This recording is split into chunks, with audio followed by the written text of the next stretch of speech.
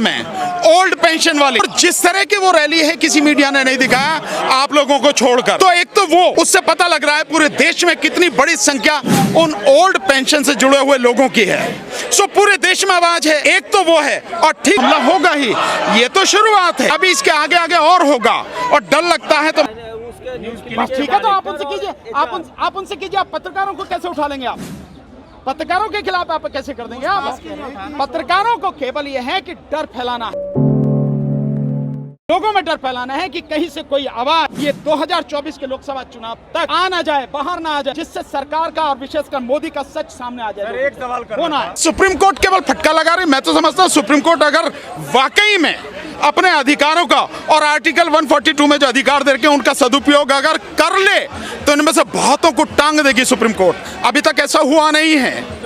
ये जितने भी लोग, जितने की इन्होंने मतलब सारी चीजों को, संविधान को, कानून को, हर चीज को ताक पर रखा हुआ है और पूरी गुंडागर्दी करने पर उतरे हुए हैं, पुलिसिया राज बना के रख दिया है। इन सबको एक बार अगर सुप्रीम कोर्ट तरीके से स्टैंड ले ले, सबको पता लग जाएगी। सारे मोदी जी महिलाओं का सम्मान करते हैं, सम्मान कर रहे होते हैं तो गाज घोड़ी वोट दे दे के थक गए हैं। हम उन पर विश्वास कर करके ना अब तक मोदी जी को लाए। दोनों महिलाएं हैं साथ, हम भी साथ थे मोदी जी के। वादा किया था कि हमें परमानेंट करेंगे, हमें मानदेय की जगह वेतन देंगे, ना वेतन दिया और हमारे साथ इतनी धांधलेबाजी करवा रखी है। हमने तो 2 बार बना दिए, 2 बार बना दिए, उत्तर प्रदेश में बना दिए, सेंट्रल गवर्नमेंट बना दी, स्टेट गवर्नमेंट बना दी, यूपी वालों ने। इस बार बता देंगे, 2 बार चांस दिया उन्हें, 2 बार। इस बार मोदी जी को चांस नहीं देंगे। सेवानियमावली बनाया जाए और राज्य कर्मचारी घोषित किया जाए, क्योंकि कोर्ट का ये डायरेक्शन है, ये मेरा डायरेक्शन। और यही तो राड़ की झाड़ है, सारी राशन फ्री, चू खिलाते हो फ्री। तुम्हारे पास कर्मचारियों के लिए पैसे तो है नहीं, आंगनवाड़ियों का मानदेय बढ़ाने के लिए तो पैसे है नहीं, लेकिन राशन फ्री खिलाने के लिए पैसा है। भाई हमारा मानदेय बढ़ा। इस मोदी को लाए थे बड़े उम्मीद के साथ, हम इस मोदी को लाए थे, सोचे थे भाई है राखी कलाई में बंधवाइए, लेकिन हमें क्या पता था हमें ऊपर से भी नीचे घुसा देगा। कीचड़ नहीं है। बीजेपी की सरकार में यही तो कमी है, वाह वार वाह वार वाह वार। जब नीचे देखो ना तो कुछ भी नहीं होता है।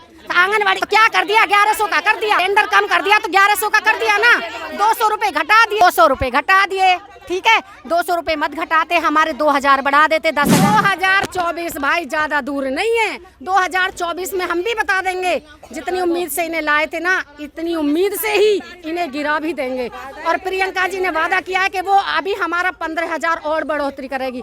कोई भी सरकार आ जा 25,000 से नीचे नहीं रहे, लेकिन हमारी तरफ भी तो देख लें कि हमारी मोदी जी का डंका तो हम आंगनवाड़ी बजाएंगे 2024 का। हमें ही पता है हम कैसे जीते, बस हम आप लोगों के सामने रो नहीं रहे हैं। अगर मोदी जी के सामने जाकर रो देना तो पता चले हमारी पीड़ा का उन्हें कि हम कितने तकलीफ में। हाँ मेहनत भैया आंसू बहाते हैं ना मोदी जी, तो जरा हमारे भी तो देख लें कि उनकी बहनों का। मोदी जी जाकर विदेशों में ये बोलते हैं कि हमारे पास एक वर्कर ऐसी है जिससे जो मर्जी काम करा लो, लेकिन क्या कभी ये नहीं सोचते उस वर्कर को क्या मानदेय देते हैं? वो 5 अभी तो थे जब वो कहते थे कि महिलाओं को आगे बढ़ाओ, हमें कहने में तो आगे बढ़ा देते हैं और वैसे हमें पीछे मोदी जी कह रहे हैं घोटाले हो रहे हैं, तो मैं कहना चाहूंगी बात बात में तो ईडी और सीबीआई जो भी उनके विरुद्ध में बोलता है, तो इसके लिए क्यों नहीं उन्होंने ईडी और सीबीआई किया? प्रमाणित करना होगा ना। मैं तो बोलती हूँ कि अमित शाह का बेटा चोर है, जय शाह का इतना संपत्ति कैसे हो गया? अभी कोई बोल सकता है?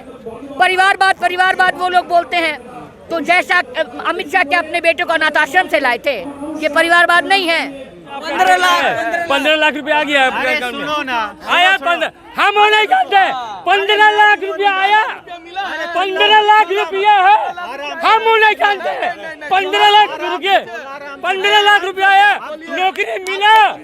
नौकरी मिला, एजुकेशन हुआ नहीं यार। बताइए, वो चोर से भी बड़ा चोर है, वो चोर था।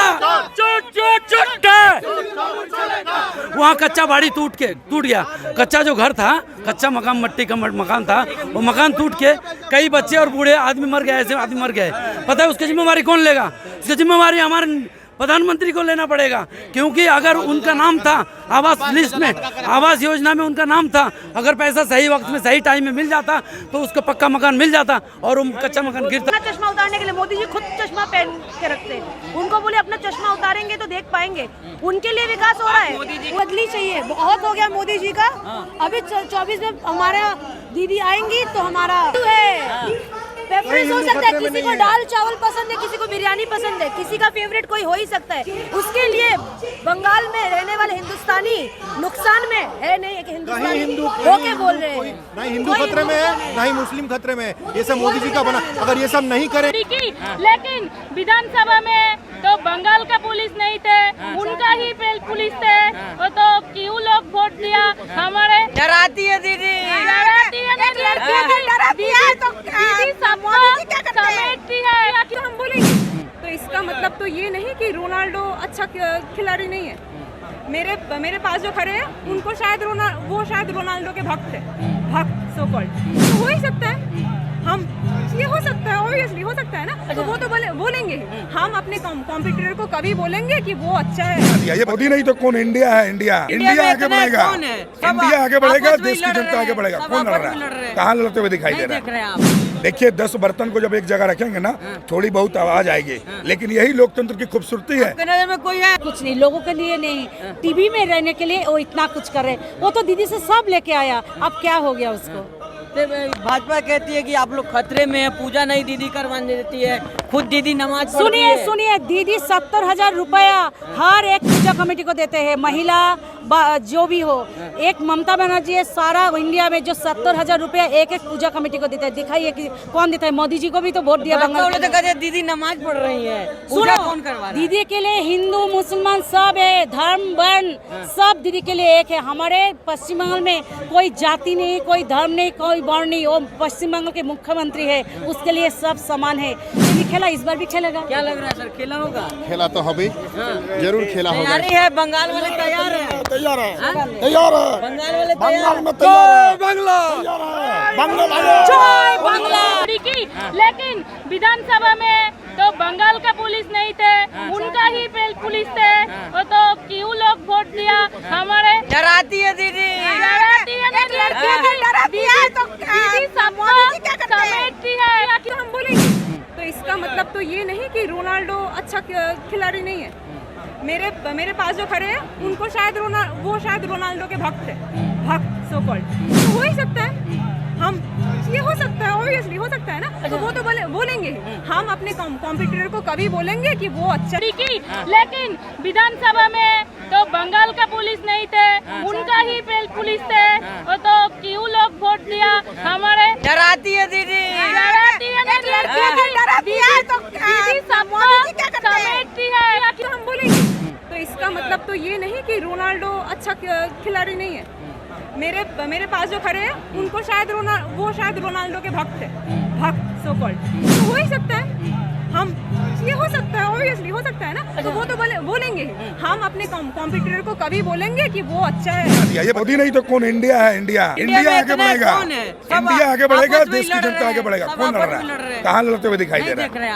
देखिए 10 बर्तन को जब एक जगह रखेंगे ना, थोड़ी बहुत आवाज आएगी, लेकिन यही लोकतंत्र की खूबसूरती है। नजर में कोई है लेकिन विधानसभा में तो बंगाल का पुलिस नहीं थे, उनका ही पुलिस थे, वो तो क्यों लोग वोट दिया? हमारे डराती है दीदी, डराती है नहीं, लड़कियां भी डराती है, तो दीदी सबको समेटती है।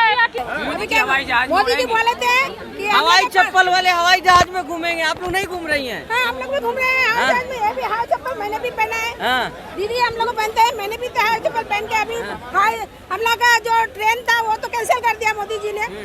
हम लोग तो हवाई जहाज वो भी तो संतोष